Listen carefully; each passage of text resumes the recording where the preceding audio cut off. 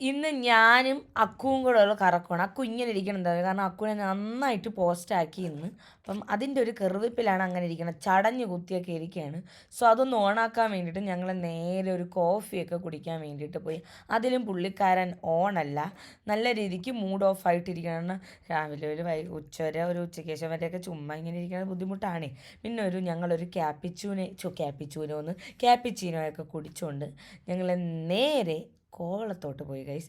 Because എനിക്ക് beach ഇഷ്ടമല്ല, പക്ഷേ ഈ ഇടയ്ക്ക് എനിക്ക് ബീച്ചിൽ പോയി ഇരിക്കാൻ വേണ്ടിയിട്ട് ഭയങ്കര ഇഷ്ടമാണ്.